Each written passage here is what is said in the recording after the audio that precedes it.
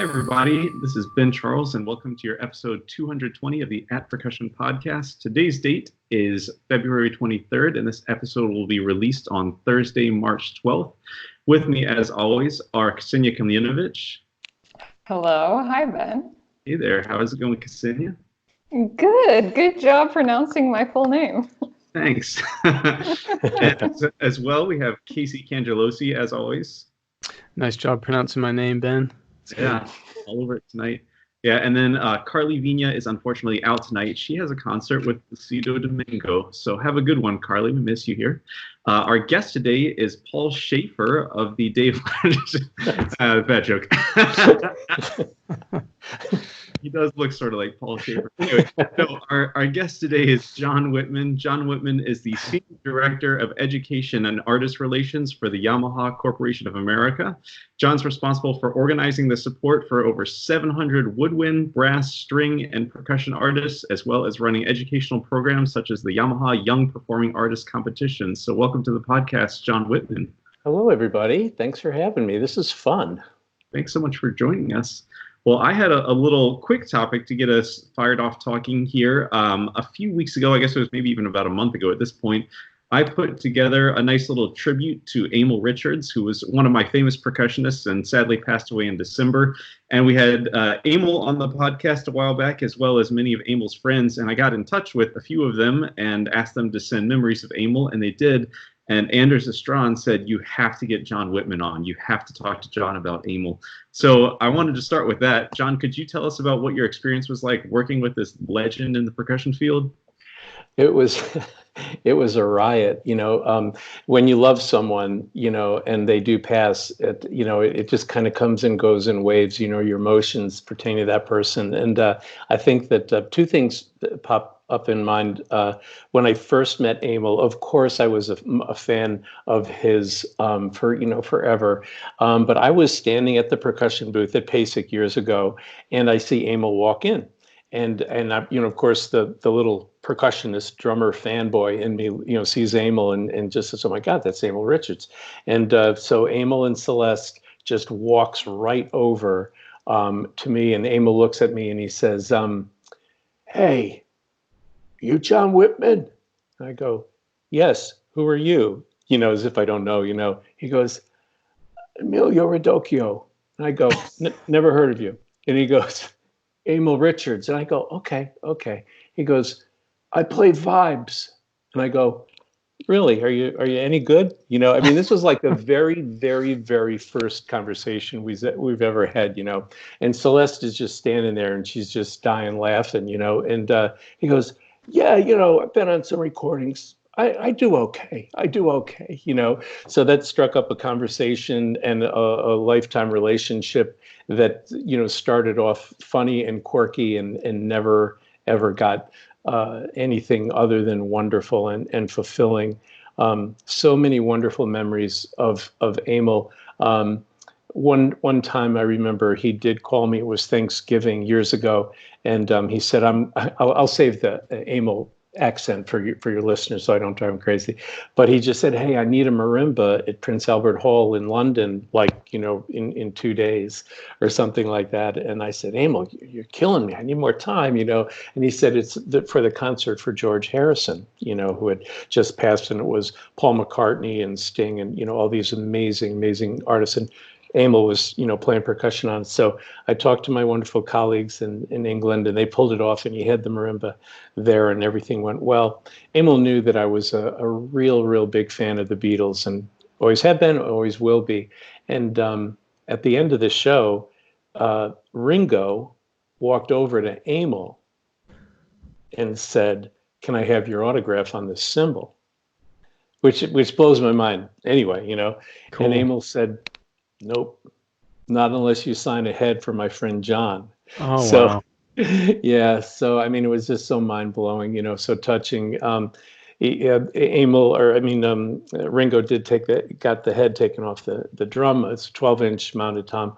And he, had it signed, to John Love Ringo. And I have it framed up in my, my office with the note from Emil explaining where it came from. So, Emil was there for years and years for me as a friend, and I certainly hope for him. So it was just a wonderful, wonderful relationship, and always, always great counsel from him, great musical direction, and just a dear family member. That's so wonderful. Yeah, that concert for George performance in particular, Ravi Shankar composed a piece called Arpan for it. And we had when Emil was on the podcast a few years ago, he talked about you would be in these rehearsals with Ravi, and he would say, "Okay, you play this, and then you play this, and you play this," and he would just go through the entire room, and then they would do it in one take, and it would just work. And someone on Facebook wrote a tribute to Emil just a few days ago, and they talked about their concert for George experience with Emil, and he said, "Yeah, like I don't understand how this guy could." It's two geniuses working together, Ravi Shankar and Emil Richards, but how Emil could keep up with Ravi's just mental strength of you do this, and then it all worked. And yeah, that recording is just beautiful, and you can see, I guess, that very Yamaha marimba on that performance. Yeah, it was always that concert. It was amazing, but just being with Emil and being around him, I loved to just be at his house. Often, like our offices in our main headquarters for the United States are in Buena Park, California.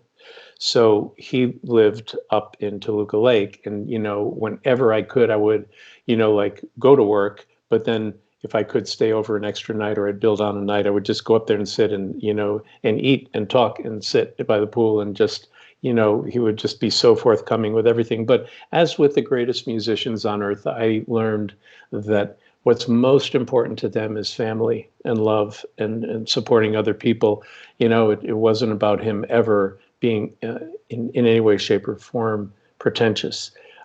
He was Emil, but his talent was pretty amazing to say the least. I just want to also add that you have one of the best Emil Richards impressions I've ever heard. That voice is spot on. Thank you for sharing. Yes, you've got it. And I have to send in some funny pictures, because I've got some great pictures with me, like holding Emil like this, hugging him, and you just see this. But then the next picture is him, and you realize that he's standing on a chair to be as tall as I am. So. He's literally about half my height. Yeah. Sorry, Casey, I think you had something to add. Yeah, sure. Well, speaking of famous drummers, I found this Facebook question for you from Gene. Oh, Gene, I'm sorry. I'm going to slaughter your last name. I'm usually not bad. Gene Markowitz? Gene Markowitz. Markowitz. That's not what it looks like. Yeah, Gene Kaczynski. Sure. Let's go with, I'm just going to go with that. But He says, you just mentioned you got this amazing interaction with Ringo Starr, and Gene here has something to ask about Elvin Jones, that being, did you ever get to hang out and chat with Elvin Jones? If yes, did you ever stop thinking, holy crap, that's Elvin Jones? Also, was his wife a special part of his career? Did you interact with her? She seems like an unspoken hero. Thanks, John. Yeah, Gene is a wonderful jazz drummer in the Indianapolis area, and I haven't seen him in a while, but boy, we actually have done drum set clinics together, and he's a wonderful musician. So thanks, Gene, for the question. I did spend some great time with Elvin, as did our staff, and I'll share one funny story with you. At PASIC once, Elvin came in and he walked over to our booth, and he just had that big toothy smile, you know what I mean? He's big, a giant of a man. And he just sat down and started playing like full Elvin, on the drum set. And naturally this crowd, comes up and circles around him. But in those days, they had the sound police who were out, and the rule was that they had one of those punchers, and they would punch a hole in your badge. Do you all remember this, or were you too young for this? Yeah, so and this lady walked over, and she looks and she sees Elvin, and he's really playing, and he just reaches over and he punches a hole in Elvin's thing, and Elvin just looks at her like, thank you very much, and he keeps playing and keeps playing and keeps playing, and he plays louder, and she says, he has to stop, and I say, this is Elvin Jones, he's he's this and he's that, and she said, he has to stop. So she reaches, she grabs his badge again and clips it. Now, remember, in those days, if you had 3 holes, you were out. They could throw you out. That's like three strikes and you're out, 3 holes and you were like thrown out, you know? So he has 2 strikes and everyone is still just gathering around and listening to this guy play. It was just, amazing, the power and the finesse, even at that older age. And he got louder and louder. And that person, you can imagine, we were all just like cracking up, the lady, sound police lady, grabs the badge and goes, punches like 14 holes in the thing, as if it matters to Elvin Jones, So we're all just dying laughing, and she just stood there, and then Elvin just put down the sticks, and everybody, erupted in applause, because they were just treated to a once in a lifetime, a beautiful, performance, totally, not expected. But to Gene's question, working with Elvin and his wife were a special treat, always clear and communicative, always respectful, and always grateful about the support, that he received from, the companies that did support him. For sure, he always appreciated our help and the help of Zildjian and the other people too. So anyway, that's my Elvin story. Cool. Very cool. Yeah. Well, we're obviously, you work for Yamaha. This has been a long-running thing. And actually, before we started recording the episode, we had a little chat, and John said, for many years, I've been a Yamaha artist. I played Yamaha drums forever. And then, after that, I started working. And I don't want this whole thing to come off as an ad for Yamaha. And you said something that I think is a true mark of a great, sort of artist relations person. You said, I know there are many companies that make wonderful products, and this is just our voice and that sort of thing. And it actually reminded me very clearly of Lee Howard Stevens' episode when Lee talked about, I think it was back in the 1970s. Actually, this could have been on another podcast I listened to, Lee Howard Stevens. But anyway, there are these famous old drum companies you hear of, like Rogers and Slingerland, that were just absolute kings on the U.S. market. And then I think Lee said it was the 1970s, you had the Japanese corporations like Yamaha and Pearl come in. And these drum companies, or American companies, were almost sort of arrogant, like, we're Rogers. No small little cheap Japanese company is going to threaten us. And obviously history has proven that Rogers is no longer around and Yamaha and Pearl are. So I'm just curious about, could you tell us some of the history of Yamaha coming to the US and how that all went down? Well, I can try to give you a fair synopsis, although that was actually before my time being active, in the industry per se. Sure. But growing up, like I graduated from undergrad in 1982, and by then, Yamaha, had been making drums for sure, and started into the United States through the foresight of a guy named Mr. Hagiwara, who was the designer.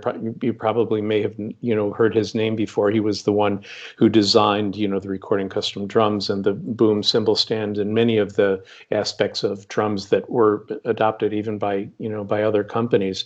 But it was acoustic drums starting actually about 51 years ago. They started producing acoustic drum set.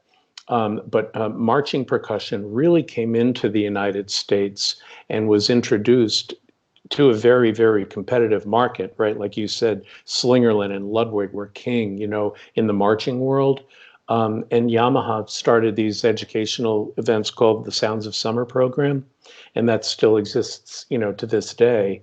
And it was there that we introduced the marching drums, to the country through these big camps that we had all over the United States. And that's when I got acquainted with Yamaha drums, because at that point in time, I was a drum set clinician.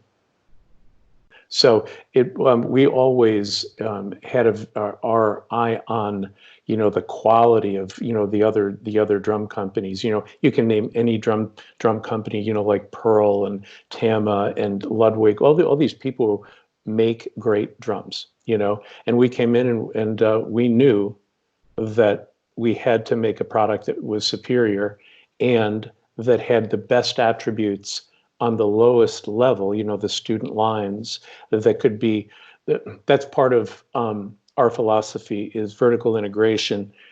if there's top, the top highest quality, most, expensive professional level, as many of those attributes as we include in the student models, like flute, saxophone, trumpet, in order to provide a young player with the most satisfactory experience. It's pain, pleasure. We move away from pain, we move toward pleasure, right? So if little Susie has a good experience, getting a tone out of a flute at a young age, she's going to want to stay with it. So that's been one of our, binding philosophies that we have always kept to. And in drums, it's, try to make, the purest sound and to give the artist complete satisfaction when they're playing. And also in the marimbas and vibes, and other instruments also. I hope that answers your question, Ben.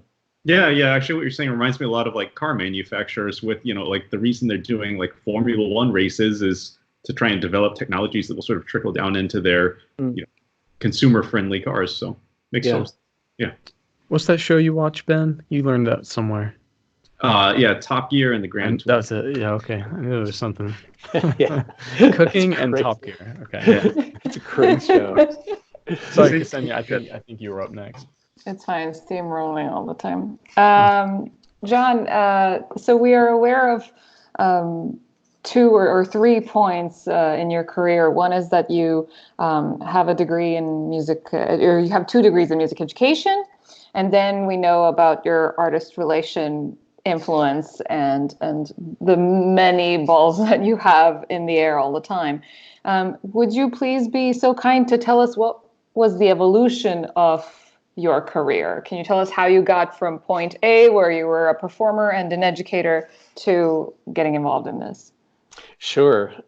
It's funny because it never is. I know very few people who are in the music business who have had, straight paths, from college to where they ultimately wanted to be. And mine certainly was a diverse path, but I can put it in a nutshell for you. I never really thought that I would get into music school, and I didn't really plan on it. I grew up in upstate New York, and the high school I went to didn't even have keyboard instruments, maybe like a xylophone that was, beat up. But I was very, very dedicated to drumming, and couldn't take lessons. We didn't, have the money to do that. So I would go around I had 3 different friends that took lessons, and I would just go over there and just kind of like, learn from them. I never joined high school band until the very end because I didn't really enjoy the sound of high school band. I liked rock and roll music, and that's what I was dedicated to and, playing all the time. I decided, so I grew up in Albany, so to the west, you had Eastman and Ithaca, you know what I mean? You had Potsdam and you had Juilliard, and all that was New York City. And I felt like I just didn't have the wherewithal. And I was pretty much, determined that I would just, I wanted to be, a forest ranger. I wanted to be an environmentalist. I wanted to be, dedicate myself to that. And I was going along that path, and there was a music teacher who I took guitar lessons from, and she literally cornered me in the hall. And I'll take all the expletives out, but she basically said, "You must study music, that you must." And that intensity really affected me. I met a guy named Joe Bonville, who still lives up in the Capital District, and I saw him do a drum set clinic. It changed everything. And I said, "May I study with you?" And he said, "Not until you really think about it and you commit to doing everything I say for, 2 months. You must commit to this." And I did. Long story short, I got in the College of St. Rose in undergrad and did well there. And after undergrad, I went out on the road and toured for 3 years straight. 3 years straight. And it was great. It was the 1980s, and, I had big hair, and it was great music. Oh my God. Oh my God. It was so much fun. So many venues to play. And I was playing, 5 hours a night, 6 nights a week. And that's really, I thought I knew what a musician, I thought I knew what my craft was, until like probably the second week into the gig, this guitar player turned around. Again, I'll take all the expletives out. But he turned around and said, "Son, you better forget all that fancy stuff you learned in college and hit that snare drum hard on 2 and 4, or I'm going to fire you," in Dubuque, Iowa. It's like, all right, got it.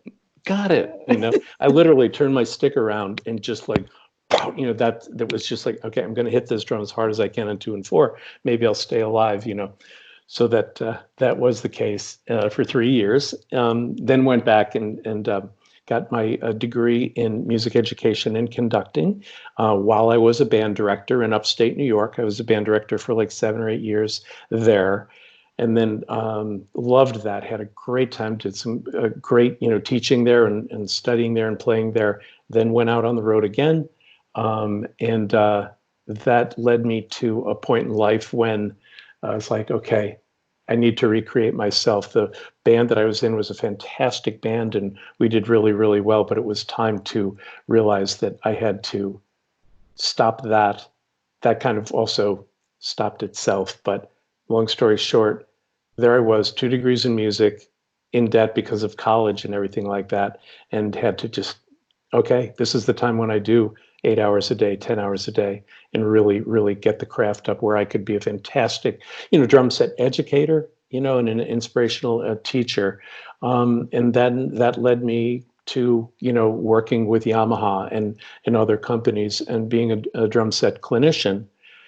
And then I was asked to head artist relations for Yamaha during the time that I was a drum set artist. So left all that and went full time, with Yamaha, and still continue playing, all the time now. So it's really, I'm very, very blessed because I have this wonderful job with Yamaha, but I'm also able to play a lot, which I just did last night. Had fantastic time there, but I also lecture and play.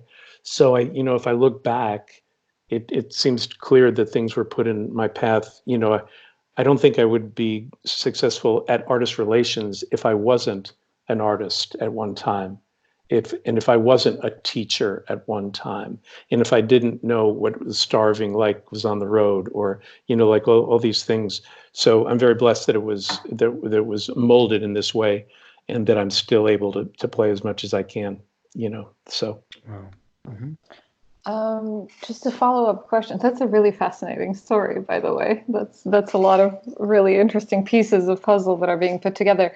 But can you tell us, so besides knowing what it is to be an artist, what are some of the other qualities that a person, who might want to be working in artist relations should possess? Why do you think they picked you? Did they ever confess why? Did they ever say, well, this is how you were, we knew that you were the one? Well, thank you. I think that the answer to your question is, it has been explained to me that I'm successful at this job because I'm good at reading people, and I'm a very good listener. And I know that the people who I've seen succeed in business are consummate listeners. I can tell you that I've never closed a big deal or signed any, great artist or, accomplished anything by what I've said. It's always been what I've heard and how I've reacted to that. Growing up, where I grew up, there was, tumultuous times. There was ups and downs in my family, as I'm sure everybody's has. And I kind of grew up as the calmer, the person who tried to keep everybody, happy and, calm. So I think that coupled with the fact that I had really, really good teachers who would insist that I listen and tape myself and play it again and listen and be quiet. Your 2 ears, 1 mouth, they should be used proportionately. Mm-hmm. I think that anybody in this business should open their mind to the fact that relationships are key, and fostering relationships are, definitely key to success. There's a code in civility that I think is old-fashioned and wonderful and beautiful, and respect and manners and common courtesy and lack of profanity, and not gossiping and not engaging in gossip, and always lifting other people up and putting yourself second. This is a code of civility that I think is, I'm not going to say it's lost, because I don't think it is, but I think that, to answer your question, if there is something that would contribute mostly to my success, and if I had a room of people who were saying, I'm thinking about going into, artist relations or the music business, I would say, like, you have to be unbelievably kind and patient and be an interesting person. I think that, I think that young people struggle with, like, if you say to them, what are you studying? And they say music.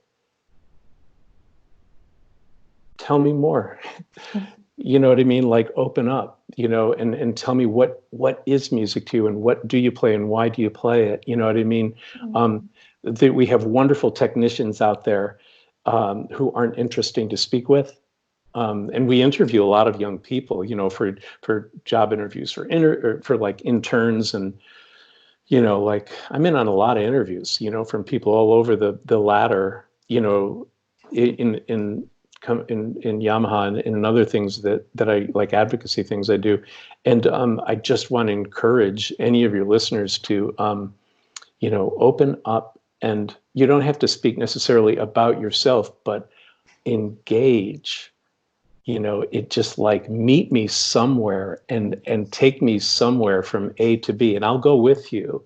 It's just, you have a very short amount of time.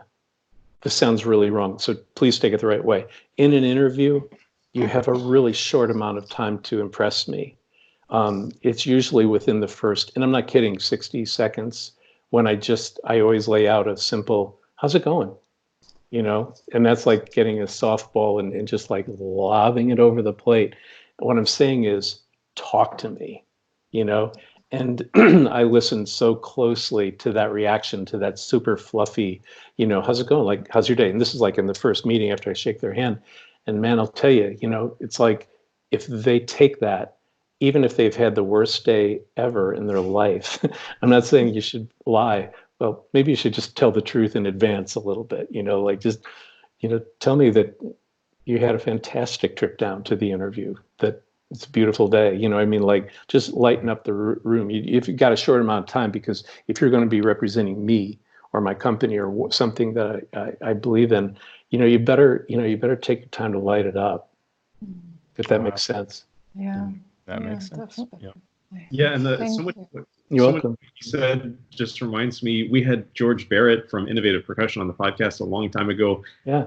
Like, working in a competitive field, I feel like, could be miserable, if you're just constantly, at each other's throats. And George said something wonderful. I can't remember what his counterpart at Vic Firth was, what his name was. I can't remember, but he basically said, yeah, when I see my counterpart at Vic Firth at PASIC, we, stand around, talk about our families, then go back to competing with each other. It's like, you don't need to be a jerk to be competitive. And yeah, it sounds like you have such a wonderful outlook on that. I think that was Neil Larrabee. Yeah. Yeah.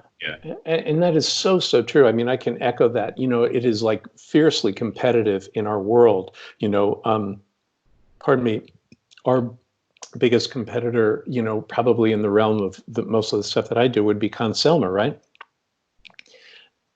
God is my witness. I have sat on boards with these guys. I've lectured with them. I'm on advocacy groups with them. I see them in different parts of the country all the time.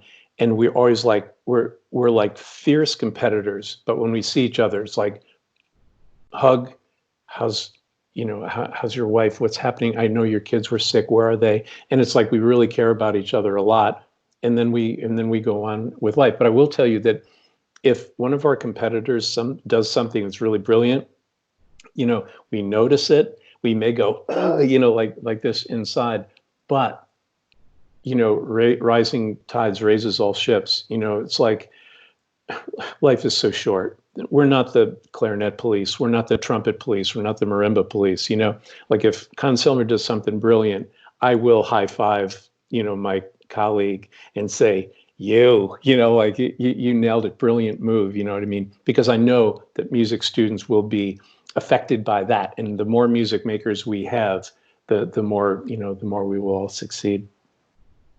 On a like semi-related note, this just if there's a great non-musical example of this.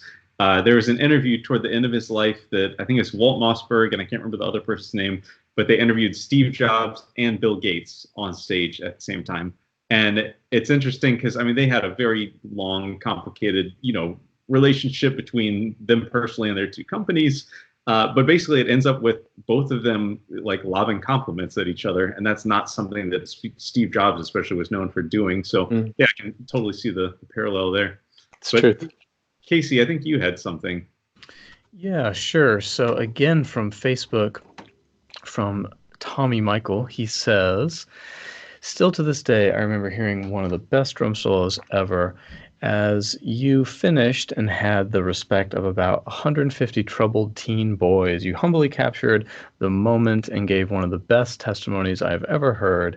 There was no doubt in my mind you were going to be used to do great things. God bless you, my friend." So that's not a question, but it's just such a nice comment from Tommy. And I think it might be a good segue into, you mentioned while we were tuning up there that you have a talk on how to be a inspiring clinician or a good clinician or something on that line? Yes. Yeah. Can you tell us a little about what that is? Sure. I would love to. I'm going to open up my computer real quick. Great. Edit moment. Casey, edit.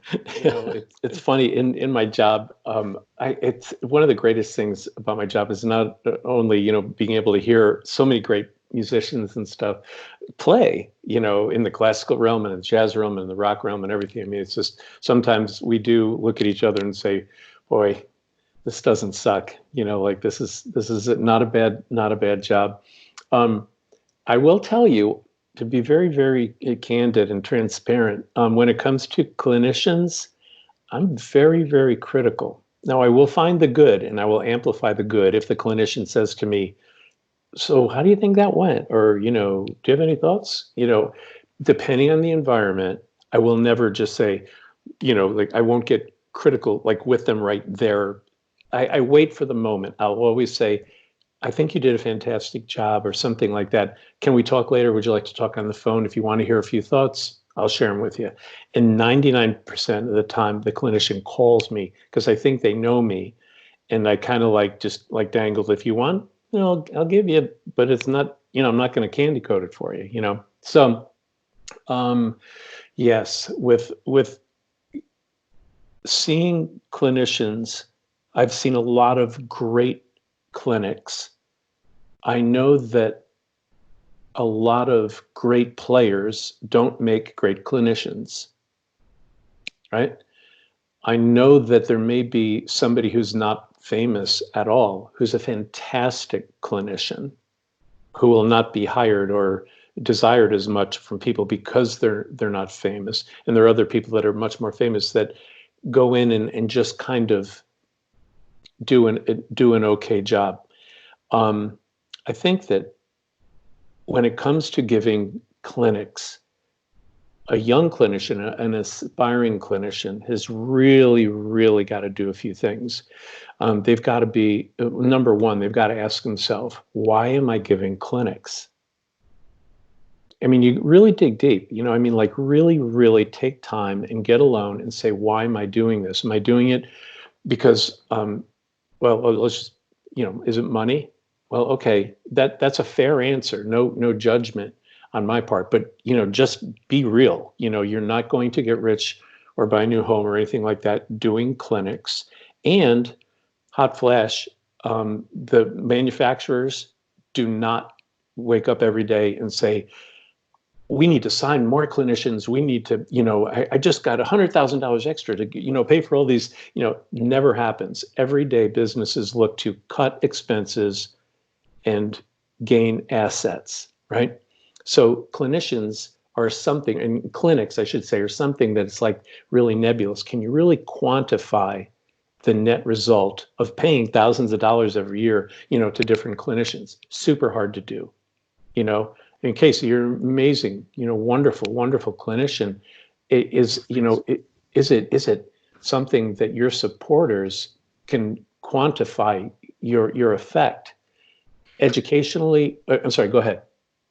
Oh, I was going to say, I think the answer is no. I think they can anticipate, and it's so hard to say, like, yes, how much will this gain us at the end of the fiscal year? It's so hard to measure that. It's really, really hard. Yeah. And your companies and other companies, we believe that it does have an effect, and that's why we, support. Certainly. But, back to the thing, it's like, okay, if you're an aspiring, clinician, why do you want to do this? If you feel like you have something to say that is unique and can move people and inspire them from one place to another place, then you should do it. However, I think that my best advice is do 50 or 100 of them without asking 1 cent. Videotape every single one of them.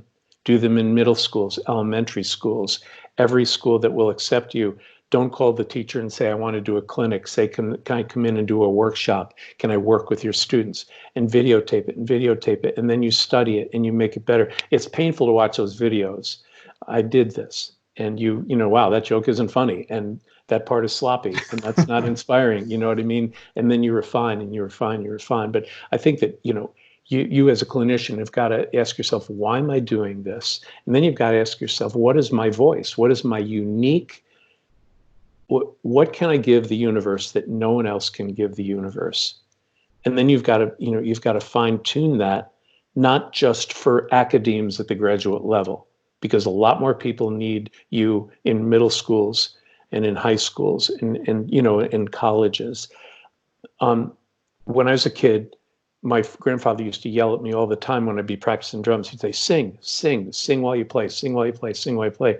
And so I just started singing when I was playing, to records, And so fast forward, by the time I was auditioning for real jobs after I got undergrad, all the auditions that I took, the one that I took like 4 serious auditions, didn't get the first 3, but the one that got, they said your drumming is fine. Can you sing? And I was like, and the other guys didn't ask me if I could sing, by the way. This group said, can you sing? And I said, yes. What do you want me to sing? I remember because they said, can you sing Eye of the Tiger? And I'm like, yeah, I can't. Eye of the Tiger.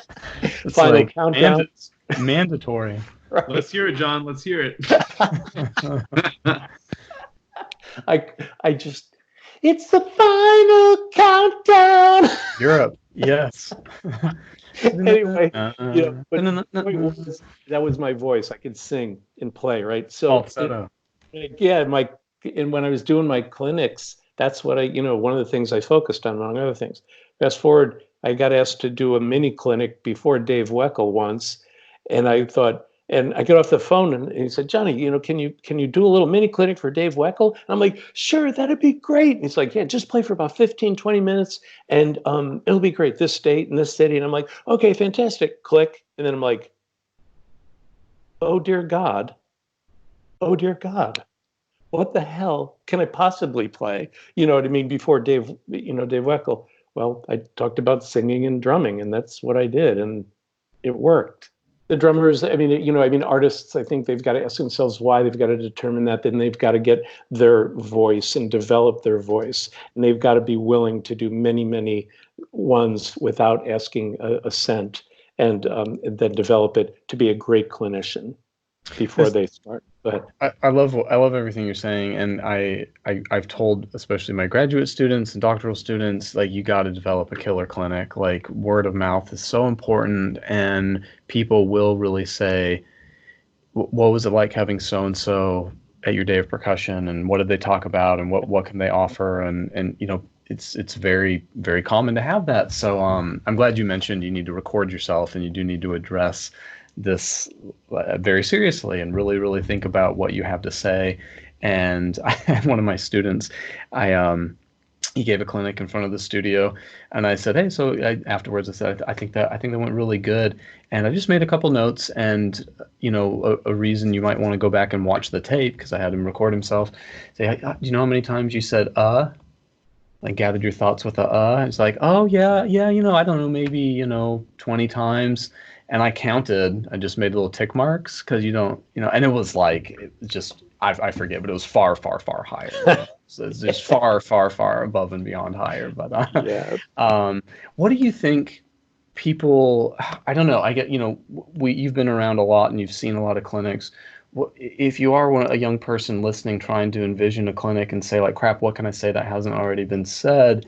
Is there anything you could suggest to them, or say, hey, maybe look here, and I don't know, like what could they maybe come up with? Where is there a missing piece somewhere? I hear you. I think that's a really, really good question, Casey. I think that one thing that young clinicians, or even experienced clinicians don't do, is to make sure that they schedule 30 minutes with the host on the phone and have a conversation which goes something like, what do you really, really need the most? What do your students need to hear from me? What are you trying to get through to them psychologically or musically, percussion, otherwise related, that it may not getting through? I'm not coming in there to just be a cure for no known disease. I want to hit exactly what you need. What is that? And if you probe and probe and probe, the teacher will probably come up with some germ of an idea or two or three, right? So you're writing copious notes from that conversation.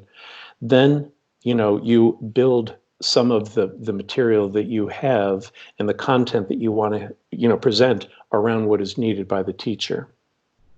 That's one thing. The other thing I think that could be a great guide for people to fill in that void that you're saying is, I would always suggest for clinicians to have a menu where they could send it to the teacher and say, I can talk about,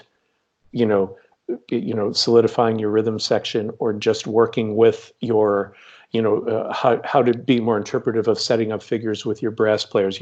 Give them, menus and say to them, like, hey, what do you want to get to today? You pick 5 things and I'll nail them. And that empowers the artist to come in and really like knock it out of the park based on what the teachers needed. Yeah, great. Yeah, there you go. Mm-hmm. Yeah. Ben, do you have that Brian Nosny question, or? Yeah, sure. So we get a Facebook question from Brian Nosny. Brian asks, he says, I've heard John mention before something along the lines of how the snare drum sound should directly relate to the personality of a song. Could you please ask him to elaborate on that, please? Wow. Thanks, Brian. Brian is one guy that I cannot think of without completely smiling. He makes me laugh every single time I see him. He's never serious. He kills me. He really, really kills me. I play mostly with either, my one main, gig is a singer named Jenny DeVoe, and it's Jenny, JennieDevoe.com. If you ever want to hear any of the music, we've got many records that we've done together. She's a singer-songwriter, kind of bluesy, tough chick with a guitar, rock kind of stuff, and I love it. She is so picky, and this is a compliment, about intentionality of groove, the importance of space, and the complexion of a song. And the drums are the most important instrument to her. And I know that if I just go to a gig, now I don't think she knows I do this, but I do it because I know she needs it, and my job is to please her. It's not the John Wittmann band. I'm only the drummer, and I'm happy to be only the drummer in this context. She's an artist. Songs are different. They have to sound different. That's why guitar players grab other guitarists. That's why they tune differently. That's why they have different effects. They affect the song, right? I mean, it's like so obvious. So why, as drummers, do we just show up with a drum set and hit the snare drum, which is the backbeat, which is the placement of where the groove, has a predictable cadence with the same sound? It's craziness. You can tell I'm a little passionate about this. I just don't get it. Why, like somebody would do that. So I affect the snare drum sound constantly during a show, and I do it quickly, but I'm always, looking ahead. I may have to detune a little bit. I may have to put the Remo big fat snare drum thing that they, what I mean? That it's like a head that you just put on top of the drum, and it turns it into a very go, The ring. Yeah. Well, there is a ring, but then there's another one, a big round thing that goes right. Have you guys heard Mark Juliana, his like stuff that he does to snare drums? Crazy, Yeah, wonderful. yeah. So like it's like what you're saying. He takes an old drum head and he cuts out a circle, and he just puts that circle on top of his drum head, and it makes it sound like a gated like Phil Collins '80s snare drum. It's super cool. And then he has like a little cymbal he puts on it, and all sorts of crazy stuff. Right. It's to me, it's so obvious that it's our job to say, what is this song about? What is the feel about? What is the texture? Is it a love song? Is it a painful song? Is it a happy song? Does she need a snap, or does she need a go? And we have the ability to do that, man. And we can't not do that. Like, you have to. Sorry, I'll get off my soapbox in a second. But I mean, I just get so upset when I see drummers will play power ballads hitting the tink, tink. It's like, why don't you do something with that backbeat sound? So I think Brian was probably affected or moved by the fact that I was so passionate about this snare drum will affect the entire complexion of the song, and it's your job, drummer, to be cognizant of that and affect it musically. I mean, we've all studied music. Like, how can you not be musical with something that's that effective?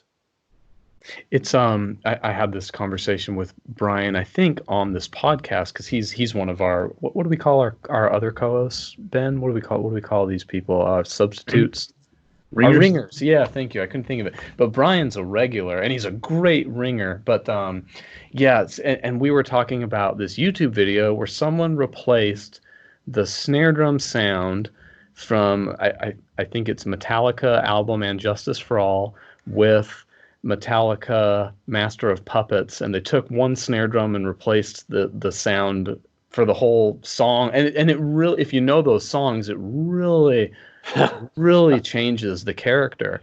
And if you listen to these two snare drums independently, just one back to back, it's like, okay, I can tell they're different, but it's to your point, like, well, what would, we just show up with a snare drum and any snare drum should work? No, definitely not. Like, it really, really affects the snare. It's just a really funny experiment. And you can really tell.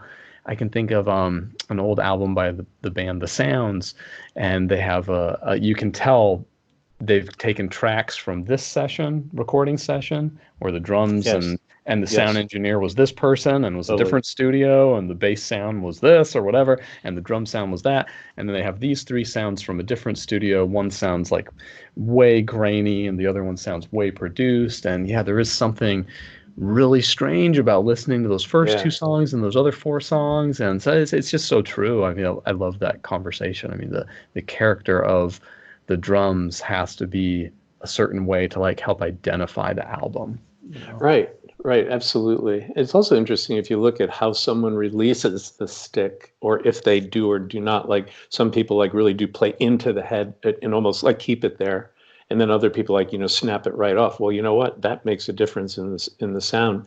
Like the bass drum pedal. Are you really or are you play? I mean, we all know this. I'm preaching to the choir here, but it's like, you have to think about this. And if you don't think that shows up on tape, or if it affects the live performance, you're gravely mistaken, in my opinion. And I think we all need to take that stuff a lot more seriously if we want to make a difference as a musician.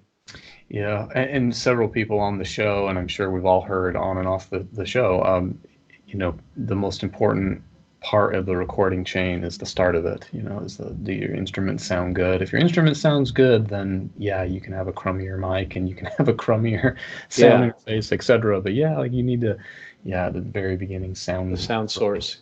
Yeah, sound good. Mm-hmm. Ben, can I ask the 10 things?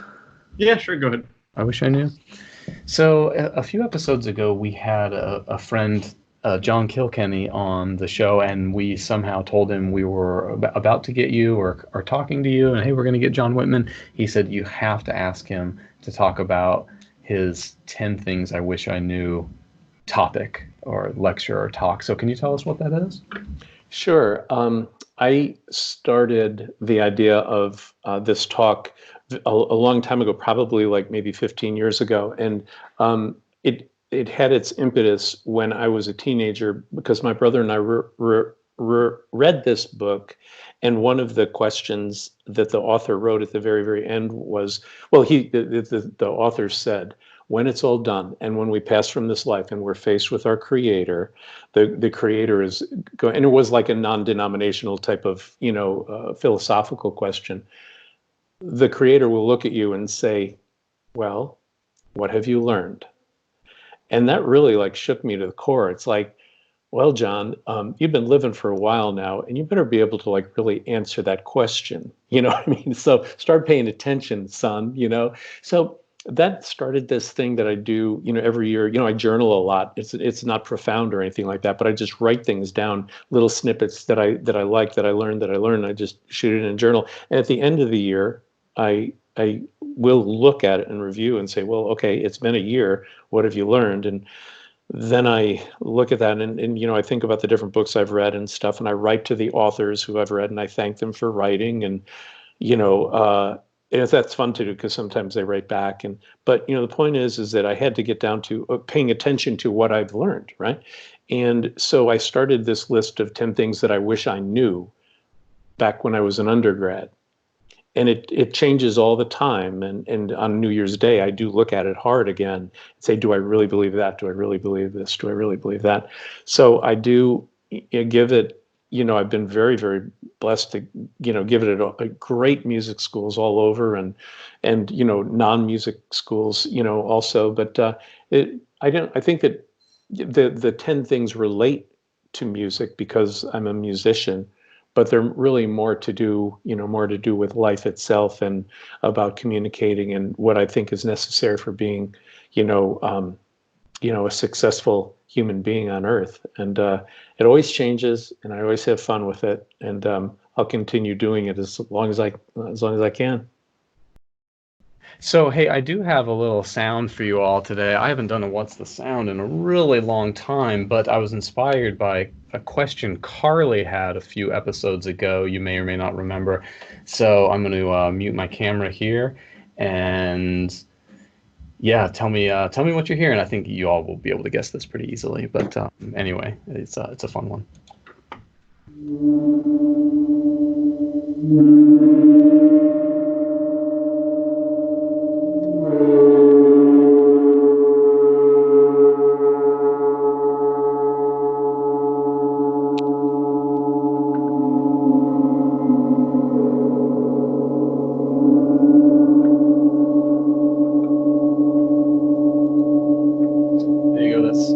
That's probably about enough. As you see the gong shaking behind you. It's Star Trek 3, The Search for Spock. It's the whale noises in that movie.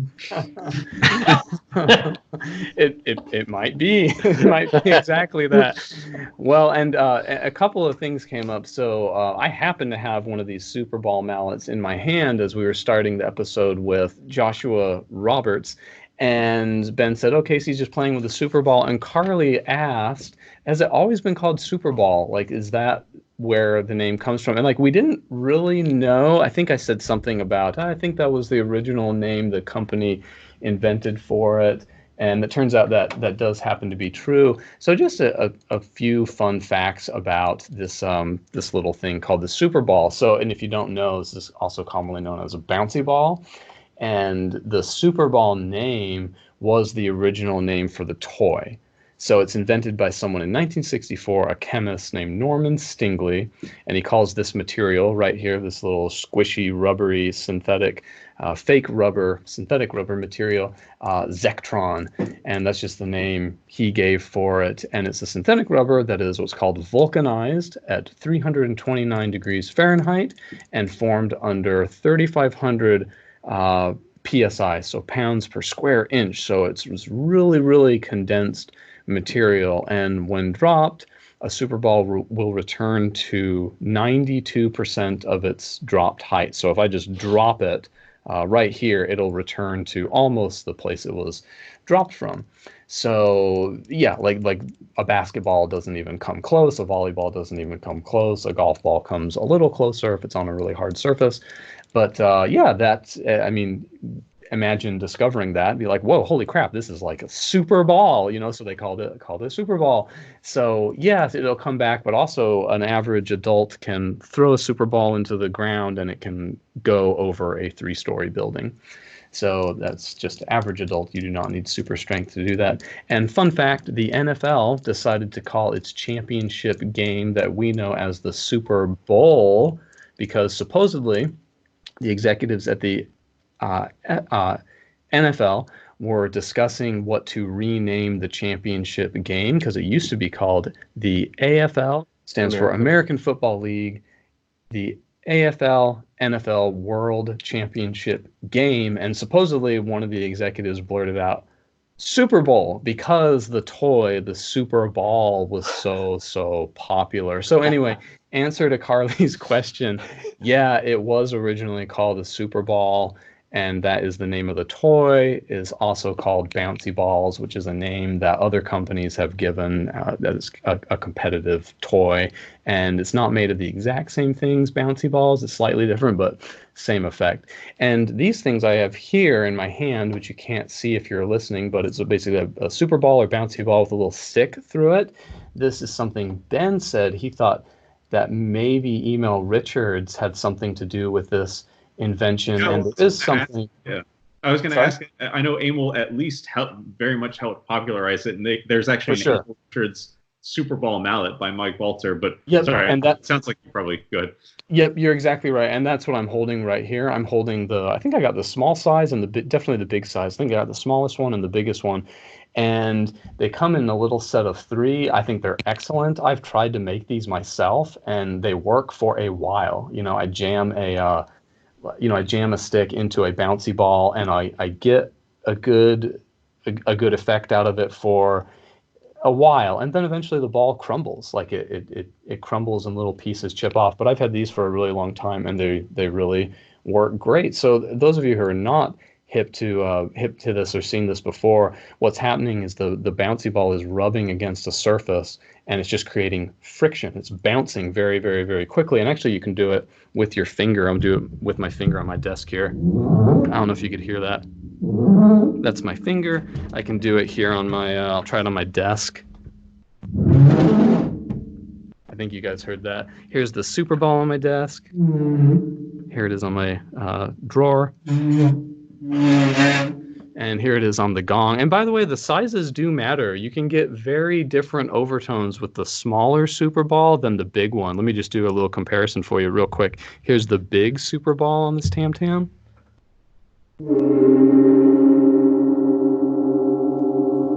Okay, and here's the small Super Ball.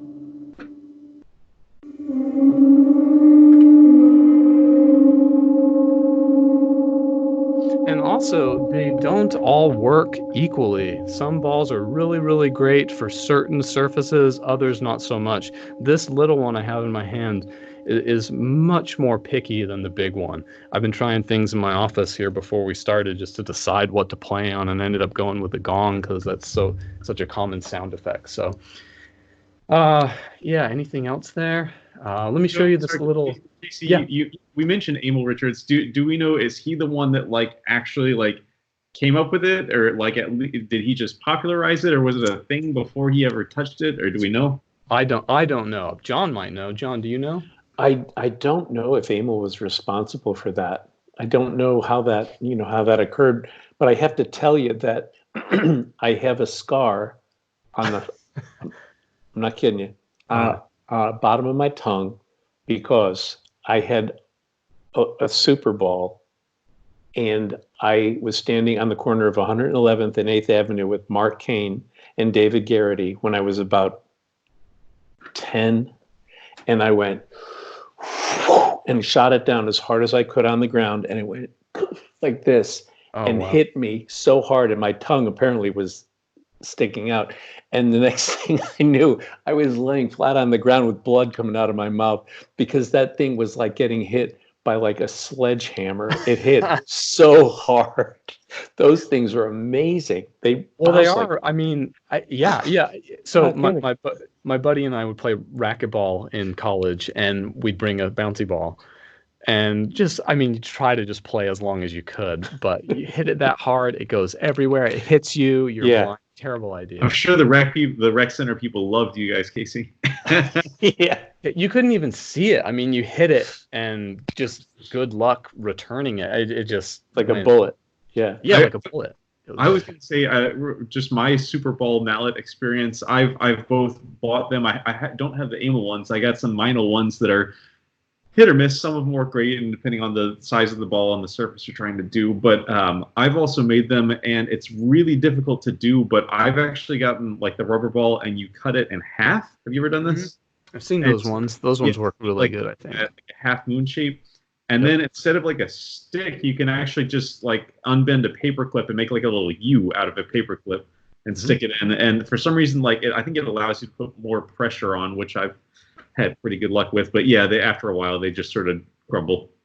I will say, because I recommended you all buy them because they do crumble, and these ones I have not. But speaking of what Ben said, there is something out there sold in sets of 3, like I said, called Balter Emil Richards Super Rub Mallets. So they're not called Superball, and that's probably because I think that's probably still under patent. I mean, they still sell it. Yeah, I mean, the name is probably still that. So, and here, the little Steve Weiss description, it says, the Emil Richards Sounds of the Studio series has an array of products, each producing a unique sound. These were created by Emil Richards, Mr. Hollywood Percussion, in the studios for TV and movies. So there you go. Ben, he did at least create this set, maybe these specifications, this length, or something. I mean, certainly has some hand in this. Here's a trivia question. Can anyone name a piece that calls for a Superball mallet? I can think of one. Balginer Saccone has a piece for saxophone and percussion quintet, I think, called Gradient 2.0, and that definitely uses at least one, if not multiple ones. And Christopher Dean's A Robe of Orange Flame for Thunder Sheet definitely uses Superball to make that sort of creepy sound. But yeah, I feel like it's something that all of us know about, but actually isn't written in that many pieces. I will also say that they vary in price, so I don't want to call any companies out or anything, or retailers out, but shop around. If you think you're looking at a price that's too high, you might be. Keep looking. Anyway, so I do want to show you this 1960s commercial real quick. So here's another editing moment for me. Like a rocket. Superball. Look, it's almost alive. It bounces and bounces, keeps going and going almost forever. Hurry, try and catch it. Superball is a mystery ball of 1,000 bounces, with many more bounces than any ball you've ever owned. It is a super ball. It zigs and it zags. What a party. Fast bounce, high bounce. The most amazing Yeah, you could ball spin ever them, created and they would by react. Yeah. Energized Super Ball. But they would is go now in so your hand. high. With amazing Well, yeah. So rebound, yeah, look at that Superball kid actually bouncing it bounces over a over house. Now, Yeah, I mean, watch Superball seriously, carefully I in threw that slow thing motion. down on the ground as hard as I could, and it just Make came every right up bounce a and game. hit me right in the jaw. Every game more magical. I mean, these And things, it's still bouncing. you know, me growing up, you just Hurry, found them everywhere. discover I mean, your they were new just in power every with little Superball. drawer, and Under I $1 guess wherever never toys put are any sold. thought into I've got my Super Ball. like I got my Super Bowl. this was a rare thing, you know, Rambo. or this was once a really interesting thing. So Yeah. Anyway, so that's the sound for the day. Oh, that's Harper. There's that golden Harper, come here. Come here. You want to say hi to Harper real quick? Yeah. one of the many podcast dogs we've had. Oh, hey. Hi, Harper. Welcome to the. Oh. Harper. We're not really in the room, Harper. We're not actually in the house. So my dog has an internal clock, and at 8 o'clock at night, if she doesn't get her little cup of doggy ice cream, she does that. Sure. Honestly, she's, we make it, it's like banana and, like yogurt and, peanut butter. And we fill these little cups. And if you get past 8 o'clock and she doesn't get her ice cream, she lets you know about it. It's unbelievable. Yeah. Well, we should probably wrap soon because it sounds like Harper needs some ice cream. But John, I wanted to spin back around one more time to that 10 things I wish I knew. We had kind of left off with, like, what's something that we should look for as a thing we should evaluate ourselves for. And I was wondering if you had a final response to that. Are you asking me what I would suggest? You mean like, are you asking me like resources for? Sure, that works. How about we do this? How about if I give you 2 of the things of the 10 things with a quick thought on each one of them, and then I will send you a list of books and podcasts and readings and resources that I just called neat stuff that is a resource for what I think is just good thinking. Would that answer your question? I think so. Yeah, sure. We'd love to have you back on the show though, and have you tell it in its entirety. That would be cool. Well, thank you. Yeah, I'd love to do that. I think that'd be fun. Mm-hmm. So I'll just leave you with 2 things that are 2 of the 10, and like I said, these do change all the time. But one of them is the sentence is "Be unflappable. The mentally tough prevail." Be unflappable. The mentally tough prevail. And what that is I've seen very, very strong musical people who do not have strong emotional strength and are not able to control their emotional reaction to criticism. And it's their undoing. And so one of the things that I really wish I knew when I was was younger is that I could train my mind to be stronger than my emotions. I wasn't good at taking criticism. And I didn't realize that criticism really is one thing, and that's an opportunity to refine. That's it. So it's not a personal affront. Mm-hmm. It's just an opportunity to refine. And if you look at that way and you skip all the drama and strip it's hard for us to separate, you know what I mean, our emotionalness to what we just played. And if somebody says that was to this or that was to that, or you should do this or do that, I'll speak for myself. I can take that personally, and you got to get over that. You just have got to be unflappable. That doesn't mean you're a rock. It doesn't mean you're, not a sensitive person, but it means that if somebody gives you some criticism, you look at them and say, tell me more. That's what that means. Tell me more. Can you unpack that for me? Can you give me a little more information so I can get better? And you cannot let criticism weaken you. It has to be something that can strengthen you.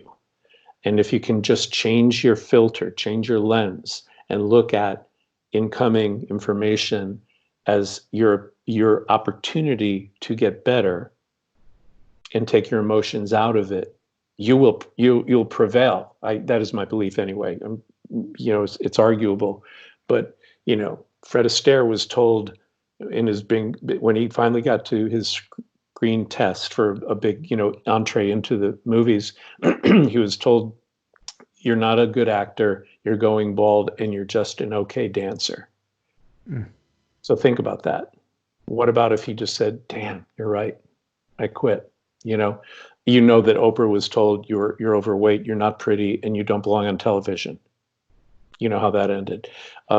J.K. Rowling, the most successful author in the history of mankind, was told after 17 no's, the 18th person said, you need to start getting a day job. You need to stop writing. This isn't working. So what if she listened? I'm just trying to get young people to not be so flappable. Again, not to be a brick, not to be cold and not listen, but to take it in the right perspective. Make sense? That's awesome. Yep. Thank you. I'll give you one more here. There is no crown or ceremony.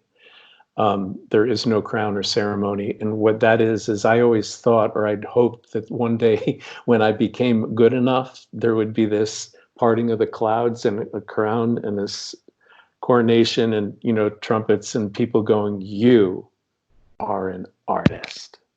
Finally, like that's not coming. I thought that was still to come. It's not happening. It already happened.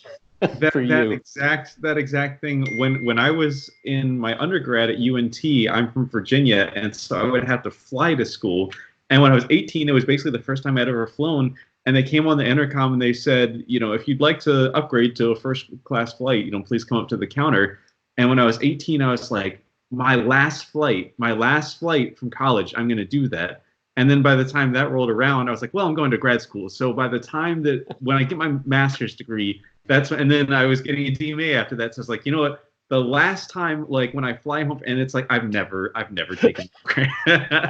That's right. Still waiting for my crown yet. Yeah. It's like being an artist it's a verb. You do the art. You don't. It's not a noun. Like every day we've got to regain and redeserve our spot at the table. The best players I know will do a fine performance and they'll be happy and everything, but I know what they're thinking. Tomorrow I get up again and I do it again. You know what I mean? You don't stop trying ever. I mean, right? Right. And so I just hope that people don't compare themselves now. They're chapter 1 wherever they are. If they look at that as their chapter 1, that they don't compare that chapter 1 to another person's chapter 20. Because they're just on a different chapter. And so we just like in that artist at their chapter 20, they're facing 21 the next day. So it's just an ongoing journey rather than a destination. Cool. That was amazing. All right, Ben. Thank you so much. Cool. You're welcome. Well, thank you so much, John, for joining us for this episode, and we will see you on the next one for episode 221. I had a great time. You guys were a lot of fun. It was a pleasure meeting you, Ben and Casey and Ksenia. Yes, Yep. good job. Wow, Yeah. great. Thank you, John. It was really great. I appreciate it.